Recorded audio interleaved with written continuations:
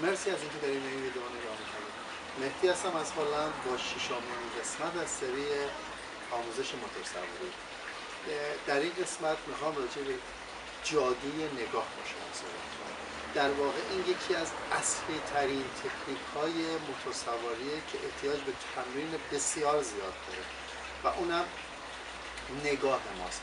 شاید برای خیلی بچه‌هایی که موتورسواری میکنن این پیش اومده باشه که سر پیچ ها ما به جایی که توی جاده بمونیم یواش یواش میریم طرف بیرون جاده که اگه یه ماشینی میاد میریم طرف ماشین. اینا به خاطر اینه که در واقع ما با نگاهمون میریم.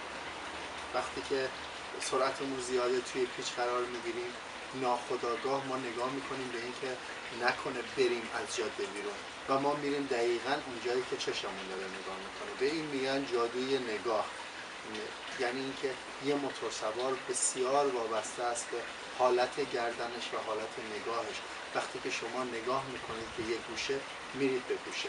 حالا اینو چجوری باید تمرین کرد؟ اینو در شما سعی کنید که واسه خودتون در واقع این سوژه رو درست کنید، بارها دور بزنید، بارها خودتون در موقعیت قرار بدید و اینکه راحت هم نیست. فکر نکنید اگه یک بار، دو بار، 5 بار کردید این کار رو پس دیگه میکنید. نه، باز اگه یه اتفاقی بیفته سر یه پیچی، یه دفعه یه کامیون واسهتون بوق بزنه، شما نگاه میکنید به کامیون بدون استثنا. نه شما، منم نگاه میکنم. برای اینکه این کارو نکنم مجبورم مدام تمرین کنم. پس اینو تمرین باید بکنید، تمرین مداوم. به خصوص توی پیچا سعی کنید که وقتی که میپیچید به قسمت خودتون توی جاده یک کمی تازه به راست، از وسط یک کمی به راست، یعنی قسمت خودتون رو اگه از خط سفید تا انتهای خودتون رو وسط واسش بذارید، یک مقداری هم به سمت راست‌ترش. من خودم گاهی وقتا اغراق میکنم، کاملا به گوشه سمت راست خودم نگاه میکنم بپیچید و اینو در موقعیت هایی هم این کارو بکنید که حتی کامیونی از پلتون رد میشه، حتی سرعتتون زیاده، حتی پیچ جاده زیاده. تمرینات موتور رو به این حالت بذارید که به خودتون بگید هر 10 ساعت که من موتور سواری میکنم 1 ساعت تمرین احتیاج دارم. این کاریه که منم میکنم. میرم جایی که خلوت‌تره، سعی میکنم تمریناتی رو که من تو جلسه دیگه براتون میگم چه تمرینات میتونه چطوری چه تمریناتی باشه، میرم همه اون تمرینات رو مرور میکنم. چون برای خودم پیش اومده که حرکتی که خیلی ساده من توی تمرین انجام بدم و توی عمل تونستم انجام بدم چند بار، بعد یه مدت طولانی این کار رو نکردم، به لحظه ای رسیدم که یک دفعه اون تمرین، اون عمل رو احتیاج داشتم انجام بدم و نتونستم. خیلی راحت نتونستم به خاطر اینکه در اون لحظه دیگه از یادم رفته. نه اینکه دیگه نمیتونم، ولی مجموعه اون، یعنی اینکه اون عمل به اضافه اون لحظه رو نتونستم به دلیل اینکه تمرین لازمه رو در اون زمان نداشتم.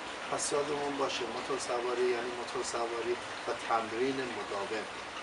از وقتی که شروع میکنیم به موتور تا وقتی که تموم میکنیم. من شاید اینم جالب باشه خدمتتون بگم که بسیاری از موتورسوارا رو من دیدم که مثلا 10 سال قبل گواهینامه‌اش رو گرفته و این دوباره میاد چند جلسه تمرینی بگذرونه واسه اینکه خودش رو بروز کنه، به اصطلاح آپدیت کنه خودش رو، به قوانین جدید یاد بگیره، تمرین‌های جدید یاد بگیره، اصول جدید رو یاد بگیره. به عنوان یه موتورسوار ما هیچ وقت از آموزش تموم نمیشه. یعنی ما تا زمانی که ما موتورسواری میکنیم آموزش هم هست. همینطوری که من باز هم سال دیگه سراغ دوره‌های تکمیلی تری میرم، شما هم همین کارو میکنید. شما هم بهترین کار اینه که بگردید بازم جاهای دیگه، روش‌های دیگه موتورسواری، دقت کنید به مسابقات موتورسواری و اگه میتونید دوره‌های موتورسواری رو بگذرونید. و به هر حال تا ویدیوهای بعدی با من باشید. مرسی.